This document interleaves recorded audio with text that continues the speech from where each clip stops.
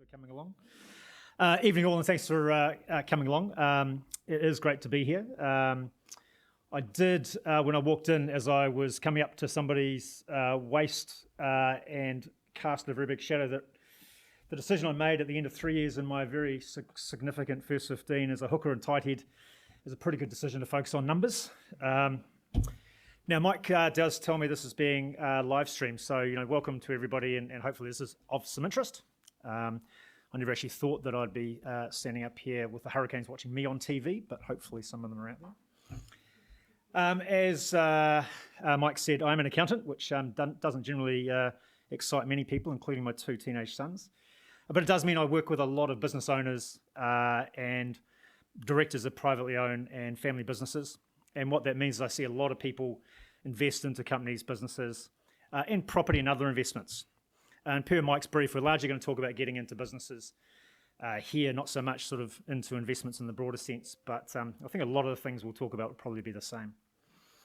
I'm pretty conscious of a pretty wide group too, so it's going to be a pretty quick dance along it, so happily take questions after the end and also at the end, and my colleague Melissa Brownrigg's here as well to sort of help up some questions. Starting or investing into a business can be a great way to build wealth, earn income, or in your sense, I guess, create a pathway in a career or a job using your skills and contacts, including those through the foundation, which is a great organisation to support you. That said, there's a few things that I would like to leave you with and cover off. I guess firstly, and it sounds a bit obvious, but when you're considering putting your money into a business, I encourage you to know what you're saying yes to. And what I mean by that is you'll likely hear pitches and opportunities from various friends, families, and probably a few strangers. And they may ask you to invest money into their businesses or projects, which I'll come back to. And they'll be pretty quick to tell you that they're always going to make a lot of money, be really successful, and there's no risk of any downside. Be clear of what they're asking from you. Sometimes they're simply looking for your money, and they'll look, and most people see guys running around the field in uniforms and alumni as clearly, you've all got millions in the bank.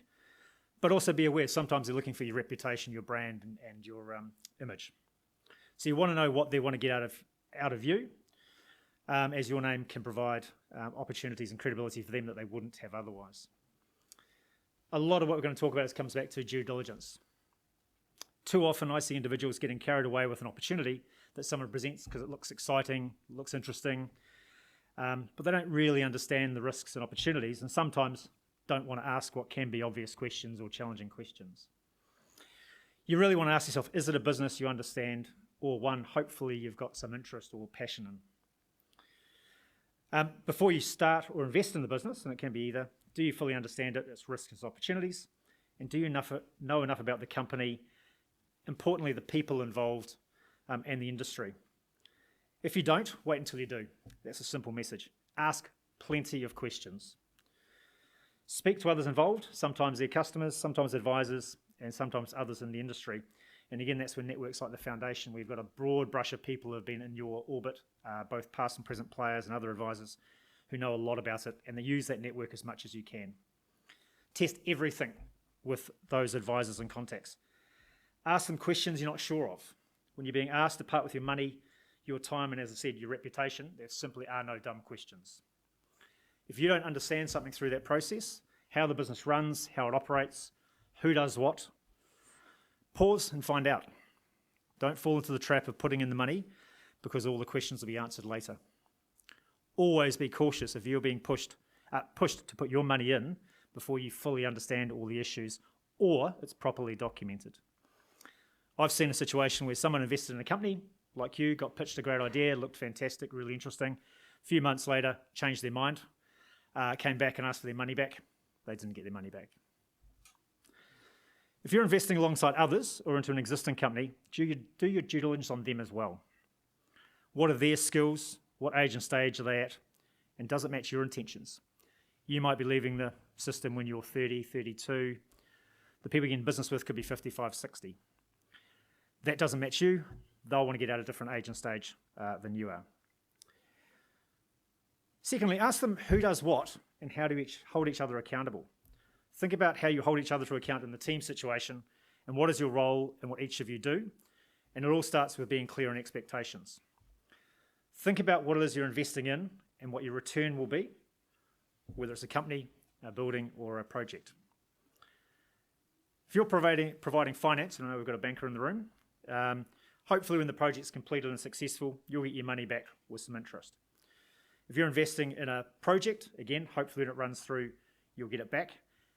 If you're investing in a business, that's long term. If it goes well, you'll hopefully get some dividends. At the end, you might be able to sell the business and get some upside.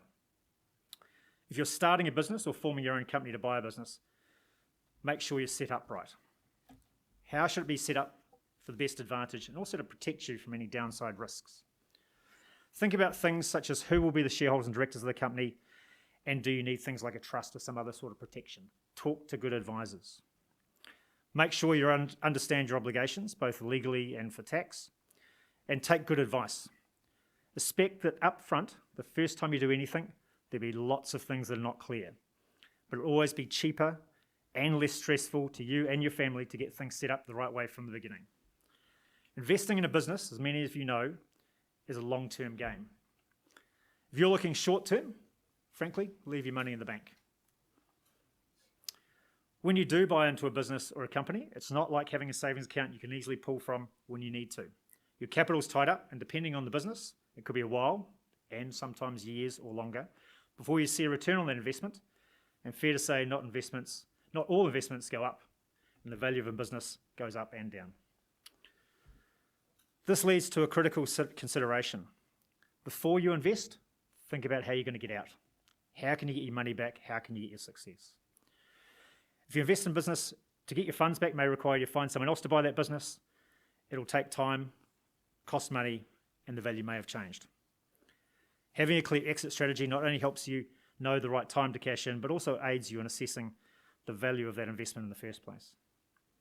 Lastly, investing in a business inherently requires a high level of trust.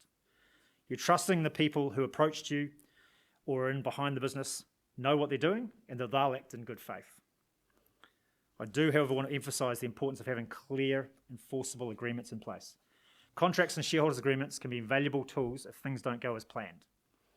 They provide a framework for how decisions are made, how profits are shared, and what happens if you or someone else decides to leave the business. These documents protect you and ensure everyone involved is on the same page. When someone tells you that you don't need one of these, remember, no one ever started a business expecting to fail or having a falling out.